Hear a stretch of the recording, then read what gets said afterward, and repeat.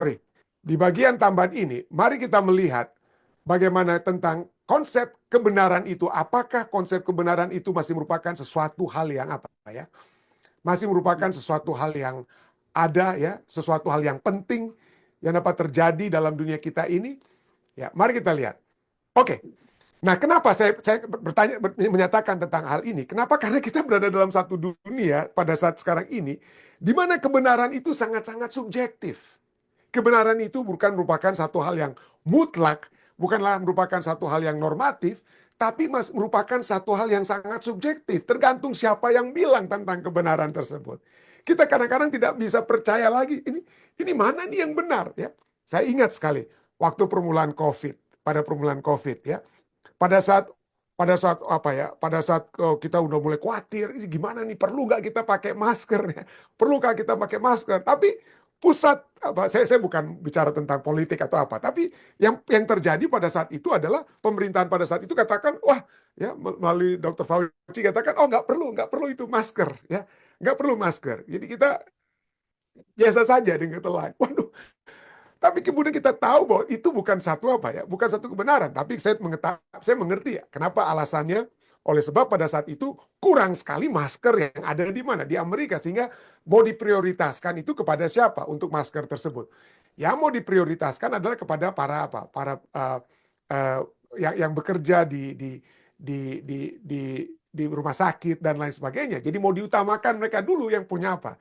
Mereka dululah yang punya apa? Yang punya masker, dengan kata lain. Tapi itulah ya, jadi seringkali kita akhirnya bertanya-tanya, ini orang-orang yang berotoritas ini, adakah mereka menyatakan satu kebenaran, ya, satu kebenaran. Dan kita mulailah dunia sekarang itu sejak sudah kita lihat ya. Kita lihat misalnya di tahun 2016, kata yang merupakan the word of the year menurut menurut Oxford Dictionary adalah post-truth. Jadi kita sudah berada di dalam dunia saat ini saya sudah sering berapa kali saya sudah sempat singgung atau bahas tentang post-truth ini ya. Saya bicara tentang dunia berbicara tentang post-truth, artinya kita berada dalam satu situasi di mana kita sudah lewat atau berada di luar daripada kebenaran. Kenapa disebutkan, apa artinya post-truth ini? Berada dalam satu situasi post-truth. Nah, kita pernah bahas ini dia, tapi mari kita lihat. Post-truth itu artinya disebut dengan kata lain pasca kebenaran, atau apa artinya di sini pasca kebenaran, sesudah kebenaran.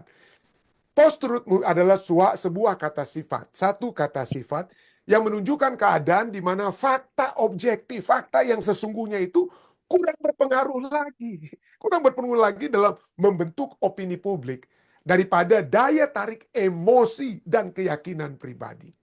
Kalau saya sudah memiliki satu daya tarik emosi yang kena dengan Anda, maka apa yang saya katakan itu dapat Anda katakan sebagai satu kebenaran. Ya, itu bukan lagi merupakan satu kebenaran yang sesungguhnya, tetapi sudah menjadi kebenaran karena Anda sudah dekat dengan saya, ada keterikatan emosi dengan saya, ada keyakinan pribadi Anda misalnya bahwa apa saja yang diungkapkan oleh pendeta Rantung itu adalah satu kebenaran. Padahal sesungguhnya mungkin tidak. Ya. Mungkin tentu saja tidak ya. Tapi itulah ya, seringkali orang bilang asal ngomong aja ya. Asal ngomong saja, tapi karena Anda percaya orang tersebut, entah karena orang itu adalah seorang petinggi, pemimpin, pendeta, presiden, dan lain sebagainya, maka apapun yang dia keluarkan itu Anda percaya. Padahal mungkin Anda bisa saja, ada pemimpin-pemimpin di dunia ini katakan, jangan percaya dengan apa yang Anda lihat. Jangan percaya dengan apa yang Anda lihat. Loh, kalau demikian, kepada siapa kita mau percaya? Kalau fakta kenyataan yang kita sudah bisa lihat, itu dapat apa? Dapat dikatakan jangan percaya tentang hal tersebut. Nah, saya mengerti kalau misalnya dalam dunia saat ini memang dengan adanya artificial intelligence dan lain sebagainya, dengan video-video kita pun itu dapat dipalsukan ya. Anda itu bisa saja ya, terus terang saja. Saat ini kalau Anda bisa menggunakan aplikasi-aplikasi tertentu, maka Anda dapat melakukan wajah saya berbicara, kata-kata dengan suara saya itu berbicara, tetapi itu bukan saya yang berbicara. Itu adalah komputer yang berbicara. Itu namanya deep fake. Ya, deep fake adalah satu sistem atau program dapat dikembangkan sekarang, maka orang bisa mengambil wajah seperti saya, suara seperti saya, tetapi gantinya saya berbicara tentang firman, mungkin firman Tuhan, saya sedang berbicara tentang hal-hal yang nggak benar. Ya. Karena adanya yang dikenal dengan istilah deep fake tersebut. Nah, saya mengerti. Saya mengerti kalau memang dunia saat ini memang, kalau yang dari dunia maya itu mungkin hati-hati kita harus melihat apa yang kita lihat itu belum tentu merupakan satu kebenaran. Tetapi adakah ini berarti bahwa dunia yang sudah kacau dengan mana yang benar, mana yang tidak benar ini menyebabkan sama sekali kita tidak perlu lagi percaya tentang satu kebenaran, ya, satu kebenaran. Apalagi di dunia sekarang kita bicara tentang ada istilah yang ada seseorang yang pernah mengeluarkan istilah alternative facts. Fakta-fakta alternatif. Jadi apa yang kita lihat, kalau ini bukan bicara tentang melihat di komputer ya. Anda melihat satu peristiwa lah yang apa? Satu peristiwa yang betul-betul Anda lihat dengan mata kepala sendiri, mata kepala Anda sendiri. Lalu dia katakan, itu bukan kenyataan. Yang Anda lihat itu bukan satu fakta. Ada fakta alternatifnya. Ini kan bikin bingung ya. Ini jadi kita bikin bingung ya. Nah, sehingga tidak heran ada satu statement yang katakan, there is no such thing as alternative facts. Tidak ada itu fakta alternatif. Kalau satu fakta, itu berarti satu fakta. Satu kebenaran, kata lain ya. Tidak ada itu alternative facts. The word you are looking, kalau Anda menyebutkan tentang fakta alternatif, maka arti daripada fakta alternatif itu adalah kebohongan. Kebohongan. Tapi inilah ya, dunia memang sudah apa ya, sejarah dapat terus-menerus kembali ya. Kenapa kalau saya mengeluarkan kebohongan demi kebohongan dan saya terus-menerus bicarakan tentang kebohongan, saya nggak pernah mundur dari satu kebohongan, maka kebohongan saya tersebut dapat menjadi kebenaran. Anda akan, kok Pendeta Rantung ini ngomongnya konsisten terus ya, padahal ini mungkin tidak sesuai dengan firman Tuhan, tapi dia ngomong terus ya. Setiap malam waktu Amerika di acara ibadah mungkin dia ngomong terus begitu ya. Ini perumpamaan saja nih. Dan itu dapat menjadi apa? Satu kebenaran. Ya. Tapi inilah bahayanya. Bahayanya kenapa? Karena bapa pendusta itu ada dalam dunia ini. Kita sudah mempelajari bagaimana setan itu disebut sebagai bapa segala apa. Pendusta kenapa? Karena dia akan terus-menerus memberikan kebohongan demi kebohongan sampai kebohongan itu dapat dipikirkan menjadi satu kebenaran. Tidak heran Adolf Hitler, ini yang dia selalu katakan, inilah sebabnya dia bisa mempengaruhi begitu banyak mayoritas masyarakat Jerman pada masanya. Dapat dia dipengaruhi karena kebohongan dengan kebohongan yang terus-menerus dia keluarkan dan dipropagandakan. Dikeluarkan, propagandakan, dan inilah yang dia katakan. Ya, dia percaya ini, jika Anda berbohong cukup besar dan cukup sering mengatakannya, maka kebohongan itu akan dipercaya. Tapi dia tidak bilang apa? Dia tidak bilang kebohongan itu akan menjadi kebenaran. Tidak, dia katakan dia cukup jujur untuk katakan kebohongan itu bisa dipercaya. Tapi sekarang setan itu bikin lebih hebat lagi. Kebohongan itu bukan lagi akan dipercaya, tapi telah menjadi kebenaran. Ya, telah menjadi kebenaran. Jadi setan menjelang kedatangan Yesus yang kedua kali telah membuat kebohongan-kebohongan itu saat ini bukan lagi dipercaya, tetapi menjadi satu kebenaran. Itulah sebabnya ada istilah alternative facts. Fakta apa ya? Fakta alternatif. Nah, saya tahu kita semua mungkin pernah melakukan kebohongan ya. Kita mungkin supaya kita tidak menyakiti hati istri kita, suami kita. Oh, papa bagus, sudah bagus. Oke. Dan lain sebagainya. Mungkin ya, ada seperti itu seringkali terjadi. Dan bahkan mungkin terus terang saja seperti yang dituliskan oleh Mark Twain. Mark Twain adalah seorang penulis sastra di Amerika Serikat. Dia katakan bahkan jangan pernah biarkan kebenaran menghalangi cerita yang bagus. Jadi tidak heran para penulis-penulis penulis-penulis sastra ini, walaupun mungkin mereka katakan wah dia sedang menulis buku yang bukan fiksi tapi yang non fiksi, artinya misalnya autobiografi. Tapi orang yang menulis autobiografi, misalnya autobiografinya itu seringkali dibesar-besarkan. Dan ini juga dapat terjadi kepada para pendeta sekalipun. Para pendeta seringkali mungkin dapat pada saat menceritakan satu peristiwa itu dibesar-besarkan supaya ada efek efek yang bagus supaya orang dapat jadi dibesar-besarkan kisah tersebut. Tapi ini mengikuti apa yang dikatakan oleh Mark Twain.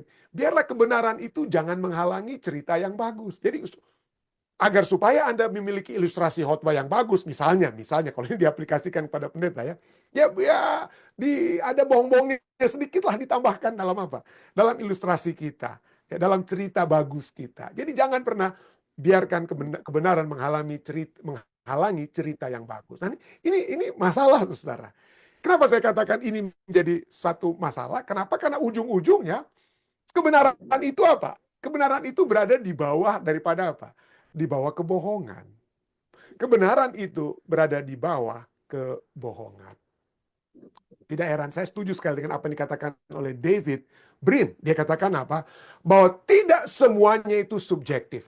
Everything is not subjective. Subjektif itu artinya kebenaran itu tergantung saya dong, tergantung sudut pandang saya. Kalau ini adalah saya percaya seperti tradisi saya sudah para pemimpin mayoritas penduduk di dunia ya udah berbakti sesuai dengan tradisi gereja dan lain sebagainya pada hari ini minggu dan lain sebagainya. Ya itu kan kebenaran yang saya yakini. Ya kalau Anda orang Advent percaya hari ke-7 ya itu kebenaran buat Anda ya.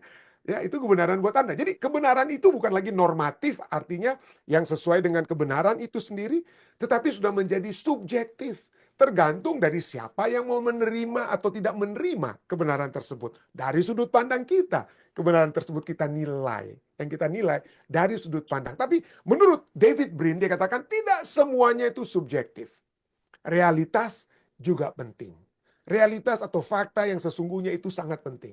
Kebenaran penting, dia katakan truth matters. Ya, truth matters. Itu tetap sebuah kata. Kebenaran itu adalah satu kata yang bermakna. Kebenaran itu adalah satu kata yang bermakna. Nah, mari kita sekarang masuk kepada pembahasan tentang kebenaran. Pada saat kita berbicara tentang kebenaran, ya pertama-tama ya, sebelum kita seperti pelajaran kalau sahabat kita sudah katakan, itu bicara tentang fokus kepada oknum ya. Tapi seringkali kalau kita bicara tentang kebenaran di Alkitab juga, seringkali kebenaran itu dihubungkan dengan perkataan yang jujur. Jadi bagus saya bahas ini supaya ingatkan kalau ada cerita-cerita bagus, jangan korbankan kebenaran. Katakan sesuai dengan apa? Adanya ya. Kalau ada ilustrasi-ilustrasi khotbah, pengalaman-pengalaman di Ethiopia, pengalaman di apa, jangan dibesar-besarkan ya dengan kata lain ya. Jadi tunjukkan kebenaran itu dengan perkataan yang apa? Perkataan yang jujur. Jangan dibesar-besarkan hanya supaya ada efek orang jadi kagum, orang jadi melihat begini dan begitu. Jangan. Perkataanlah. Berikanlah perkataan yang jujur ya. Firman Tuhan katakan dalam Mazmur 15 ayat 1 sampai 2 yang menghubungkan kebenaran itu dengan perkataan yang jujur, katakan siapa? Ini pernyataan pemazmur, kata, siapakah yang boleh diam di gunungmu, di tempat Allah yang kudus? Siapa mereka? Yaitu dia yang berlaku tidak bercela, yang melakukan apa yang adil dan yang mengatakan kebenaran dengan segenap hatinya. Katakanlah kebenaran ya. Itu Alkitab juga nyatakan ya. Jadi Amsal 12 ayat 17 katakan, siapa mengatakan kebenaran, menyatakan apa yang adil. Tetapi saksi dusta atau bibir dusta dari saksi dusta ya, menyatakan tipu daya. Jadi kebenaran itu dihubungkan pertama-tama dengan perkataan yang jujur. Kalau yang tidak jujur atau dusta, waduh, dusta itu dinyatakan dalam Alkitab itu melawan kebenaran. Yeremia 9 ayat 3. Mereka melenturkan lidahnya seperti busur. Dusta dan bukan kebenaran merajalela dalam negeri. Sungguh, Yeremia katakan, sungguh mereka melangkah dari kejahatan kepada kejahatan, tetapi Tuhan tidaklah mereka kenal. Kejahatan yang disebutkan di sini apa? Lidah yang seperti busur. Lidah dusta, bukan kebenaran. Hati-hati dengan apa ya. Alkitab keras sekali bicara tentang kejahatan itu bukan hanya bersinah, saudara. Bukan hanya bersinah, membunuh, oke. Tapi hati-hati dengan lidah yang seperti busur. Dusta dan bukan apa? Kebenaran. Dusta bukan kebenaran. Berdusta adalah satu kekejian. Berdusta itu satu kekejian. Aduh, pelajaran untuk kita semua sekali lagi ya. Pelajaran untuk kita semua. Berdusta adalah satu kekejian bagi Tuhan. Amsal 12 ayat 22 katakan, orang yang dusta bibirnya, tukang gosip lah itu, atau bicara yang nggak benar tentang orang lain ya, yang tukang gosip ya, aduh, hati-hati bicarakan tentang orang lain yang dusta bibirnya. Orang yang dusta bibirnya adalah kekejian bagi Tuhan. Tetapi orang yang berlaku setia dikenalnya. Apa ini merupakan satu kekejian? Karena ini melawan karakter Allah, saudara. Berdusta, mulut yang dusta adalah sesuatu yang melawan karakter Allah. Allah tidak pernah berdusta. Allah tidak pernah berdusta ya. Bilangan 23 ayat 19, kita sudah baca ayat ini tadi malam juga ya. Allah bukanlah manusia sehingga ia berdusta. Bukan anak manusia sehingga ia menyesal. Masakan ia berfirman dan tidak melakukannya atau berbicara dan tidak menepatinya. Allah bukan tukang bikin janji dusta.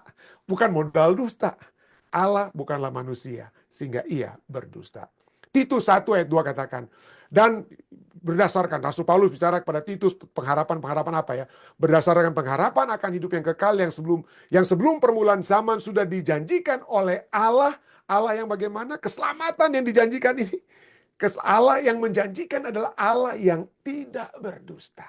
Kalau dia sudah berjanji untuk datang, dia pasti akan datang. Dia tidak akan pernah berdusta. Allah tidak pernah berdusta. Jadi itu poin pertama, oke? Poin pertama yang kita lihat, ya, kita coba bahas di sini, bahwa pada saat Alkitab berbicara tentang kebenaran itu dapat pertama-tama merujuk kepada manifestasi daripada Allah yang tidak pernah berdosa, dan diharapkan umat-umat manusia yang percaya kepada Allah tidak akan pernah berdusta. Tidak akan, atau minimal terus bergantung kepada Tuhan sehingga dusta itu akan apa? Sehingga dusta itu hilang. Tapi bagaimana caranya supaya kita tidak berdusta? Ya. Bagaimana caranya supaya kita tidak berdusta? Nah, inilah kalau kita hanya mencoba dengan kuat kuasa kita mungkin setengah mati ya. Tapi yang harus kita lakukan adalah seperti yang Rasul Paulus katakan. Bukan lagi aku yang hidup di dalam aku, melainkan Kristus yang hidup di dalam aku. Ya itulah sebabnya kalau kita melihat bahwa kekuatan utama untuk tidak berdusta adalah pada saat kita bersatu dengan sumber kebenaran. Bukan hanya dengan sumber kebenaran, tetapi bersatu dengan kebenaran itu sendiri. Bersatu dengan kebenaran itu sendiri. Kenapa kebenaran itu penting? Karena Yesus, poin pertama kita bisa lihat, Yesus adalah kebenaran. Yesus adalah kebenaran. Yohanes 14 ayat 6 ayat kita sudah sering bahas ini ya. Akulah jalan dan kebenaran dan hidup. Tidak ada seorang pun yang datang kepada Bapa kalau tidak melalui aku. Jadi kebenaran itu bukanlah sekedar konsep moral yang baik ya, kalau kita tidak berdusta dan lain sebagainya. Betul, jangan kita berdusta. Kebenaran itu bukan kita berbuat yang ini baik, tapi kebenaran itu adalah satu oknum, pelajaran kita tadi katakan, satu pribadi. Kebenaran itu adalah Yesus Kristus. Berikutnya, pada saat kita memeluk kebenaran, memeluk Yesus, bersatu dengan Yesus, itu berarti apa? Itu mencerminkan komitmen untuk menyelaraskan diri kita dengan Yesus, dengan karakter dan kehendaknya, dengan karakter Kristus dan kehendaknya. Kalau kita mengakui, menurut Charles Spurgeon ya, dia katakan, kita bilang, seperti lagu, oh how I love Jesus, oh bagaimana saya mencintai Yesus. Apa artinya cuma mencintai Yesus? Kalau cuma ngomong mencintai Yesus, apa dikatakan? Dikatakan, Anda tidak dapat mengasihi Kristus jika Anda tidak mengasihi kebenaran. Jadi kita mengasihi Kristus, kita mengasihi apa? Kebenaran, melakukan segala sesuatu sesuai dengan kehendak Tuhan, sesuai dengan karakter Tuhan. Termasuk dalamnya jangan berdusta. Jangan berdusta. Kalau ya seperti kita sudah bahas lalu, kalau ya, kalau tidak apa? Tidak, walaupun mungkin menyakitkan satu saat ya. Kita pikir seperti waktu lalu ya, saya kasih kenapa seringkali kita janji dusta, kita bilang, oke, pendeta boleh datang dong malam ini. Oh iya, pasti saya datang, saya pasti datang. Kita bilang itu, padahal kita tahu kita nggak akan datang. Karena kita tidak mau menyakiti hati saat ini. Ya, dengan pengharapan mudah-mudahan kalau orang banyak di acara tersebut datang, pendetanya itu kalau nggak muncul sekalipun ya it's okay. Mungkin dia nggak akan ingat-ingat lagi pendetanya nggak muncul. Tapi itu hati-hati ya, kenapa? Karena itu tidak membawa satu hal yang baik. Ya. Bukan menyatakan kita sebagai umat-umat Kristen yang mengasihi apa? Yang mengasihi Kristus. Justru itu kita pikir, wah kalau saya berdusta sekarang, saya tidak menyatakan apa yang sesungguhnya. Mungkin saya bisa katakan, sorry, saya sudah punya acara, saya nggak bisa datang malam ini di acara anak Anda. Ya. Gantinya kita bilang terus terang seperti begitu, karena kepemikiran kita, aduh nanti aja lah dia sakit hatinya. Kalau jangan dia sakit hati, jangan di depan saya pada saat saya bilang sorry, saya nggak bisa datang ke acara ulang tahun anak kamu, misalnya begitu ya. Itu itu bukan sesuatu yang apa? Yang akan memberikan kebebasan kepada kita. Itulah sebabnya poin kedua dari kenapa kebenaran itu penting, karena kebenaran itu memerdekakan kita. Kalau kita menyatakan misalnya ya, ini bicara tentang dari segi praktikal. Kita bilang, oh sorry, saya sudah tidak bisa datang. Saya nggak bisa karena ada suatu janji yang saya sudah harus buat. Maka walaupun itu akan sakit mungkin pada saat itu, kenapa nggak bisa atau apa. Tapi itulah satu apa, kita nggak terbeban dengan kesalahan kan. Kita bebas. Kita dimerdekakan dengan kebenaran. Dan kalau kita melihat kebenaran itu bukan hanya perkataan yang jujur, tapi Yesus, maka Yesus juga akan memberikan kemerdekaan kepada kita. Yesuslah memerdekakan kita. Yohanes 8 ayat 32, katakan, kita sudah baca juga tadi ayatnya. Dan kamu akan mengetahui kebenaran, dan kebenaran itu akan memerdekakan kamu. Apa artinya? Apakah hanya pada saat kita berkata jujur, maka kita menjadi bebas dari dosa? Tidak. Kita bicara tentang apa? Kalau kita mengetahui Kristus, maka Kristuslah akan memerdekakan kita. Memerdekakan kita dari apa? Kemerdekaan di dalam Yesus, di dalam kebenaran, merujuk kepada kemerdekaan kita dari dosa, dari tipu daya dan keduniawian. Kita akan dimerdekakan. Seringkali kita jatuh bangun dalam kehidupan kekristenan kita ya. Kita berdosa. Tapi pada saat kita datang kepada Kristus, ya, mengetahui Kristus, mengetahui bahwa Dia akan memberikan pengampunan atas kesalahan dan dosa kita, disitulah kita mendapatkan kemerdekaan. Disitulah. Orang lain mungkin akan terus memenjarakan kita. Orang lain akan ingat-ingat, oh pendeta Rantung 20 tahun lalu, 30 tahun lalu, ini dosamu, ini pendeta Rantung, ini dosamu. Ya, kita dipenjara terus dengan orang-orang yang ingin mengingatkan kita akan dosa-dosa kita. Tapi Kristus katakan apa? Dalam kitab Yesaya, sekalipun dosamu merah seperti kermisi, akan putih seperti apa? Salju. Ya, Raja Daud saja pembunuh dan penjina, diampuni dosa-dosanya. Kita bisa baca bagaimana dia memuji Tuhan, memuji Allah dalam Mazmur 51, also kemerdekaan dari dosa yang dia sudah alami. Jadi hidup dalam kebenaran, hidup dalam Kristus, memungkinkan pengikut Kristus yang sejati mengalami kebebasan sejati dalam hubungan mereka dengan Yesus dan sesama, dan menghindari jeratan kepalsuan. Jadi kita hidup merdeka dengan Kristus. Kita juga akan hidup merdeka dengan sesama pada saat Kristus hidup dalam kita, membawa kita untuk dapat mengucapkan perkataan-perkataan yang benar, yang jujur, bukan yang dusta. Itu dapat menghindari jeratan kepalsuan. Yang ketiga, ada hubungan. Kenapa kebenaran itu penting? Ada hubungan antara kebenaran dan keselamatan, saudara. Jangan kita berpikir, wah nggak ada itu kebenaran yang mutlak. Tidak. Kebenaran yang mutlak itu ada. Ada hubungannya dengan apa? Ada hubungannya dengan keselamatan. Nah, Injil. Injil di dalam Alkitab itu disebut sebagai firman kebenaran yang menyelamatkan. Injil itu adalah firman kebenaran yang menyelamatkan. Misalnya, Efesus 1 ayat 13 katakan, di dalam Dia, kamu juga, di dalam Yesus kamu juga.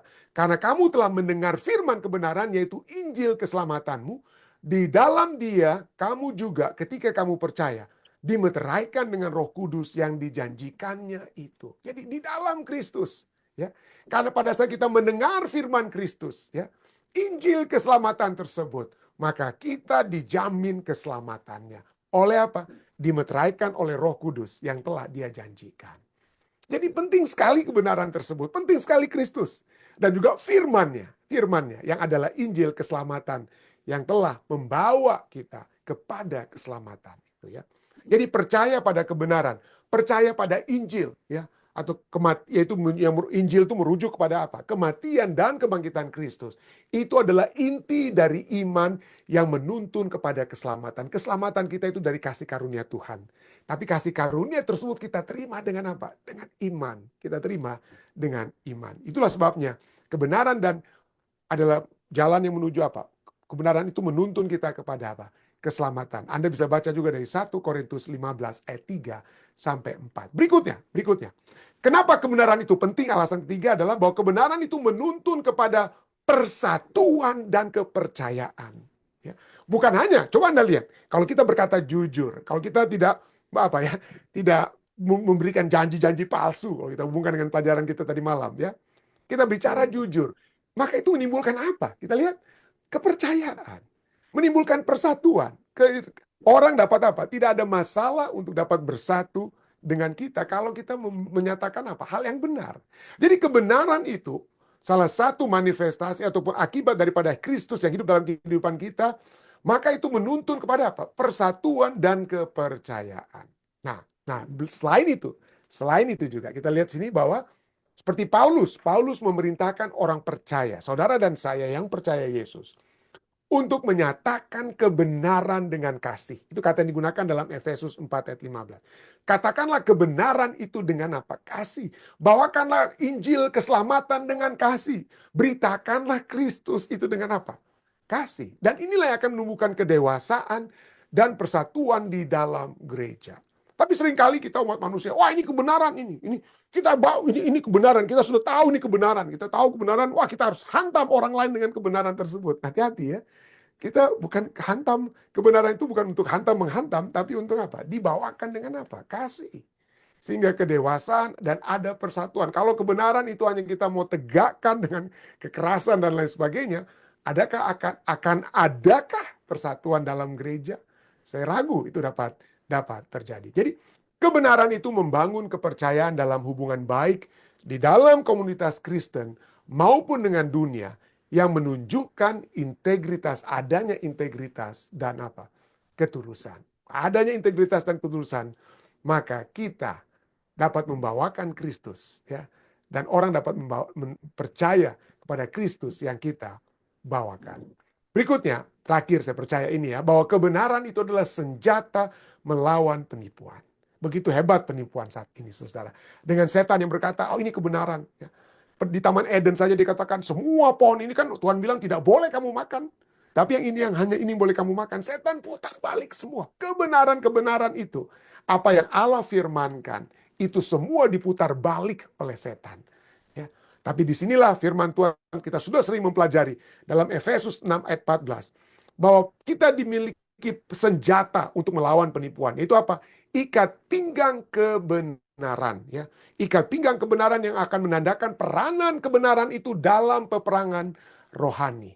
Inilah sebabnya di dalam dunia yang penuh dengan misinformasi, penuh dengan tradisi-tradisi, mayoritas kita katakan, wah ini sudah kami yakini secara mayoritas. Tapi kita lihat, pendapat mayoritas dan tradisi itu bisa salah, saudara ya. 10 pengintai yang masuk ke tanah perjanjian, hanya 2 yang melawan apa yang mereka katakan. Tapi umat Israel percaya kepada yang mayoritas. Apa akibatnya? 40 tahun mereka harus putar-putar di padang gurun. Ya. Karena percaya dengan suara mayoritas. Percaya dengan suara tradisi. Mari kita tidak dengar suara tradisi. Mari kita jangan mendengar suara pemimpin agama yang terutama yang menyatakan ini kami sudah rubah, ini kami sudah ganti. Kita dengarkan apa yang firman Tuhan katakan. Ya, apa yang firman Tuhan katakan. Jadi di dalam dunia yang penuh dengan misinformasi dan relativisme moral, orang Kristen yang sejati akan mengandalkan kebenaran Tuhan, firman-Nya, untuk membedakan yang benar dari yang salah, dan untuk menjaga diri kita dari penipuan. Firman Tuhan itulah apa? Kebenaran. Yesus katakan firman-Mu adalah kebenaran, ditunjuk kepada Bapa. Dan bagaimana dengan kita? Kita juga telah diminta, seperti saya katakan tadi, firman Tuhan juga jelas, bahwa kita sebagai umat-umat Tuhan dimintakan untuk menjadi umat-umat yang apa? Umat-umat yang bukan hanya membawakan kebenaran, bukan hanya umat-umat yang dibenarkan, tapi juga menjadi umat-umat kebenaran. Menjadi umat-umat kebenaran. Ya, kiranya ini dapat menjadi bagian kita semua ya. Saya bawa ini dalam nama Yesus.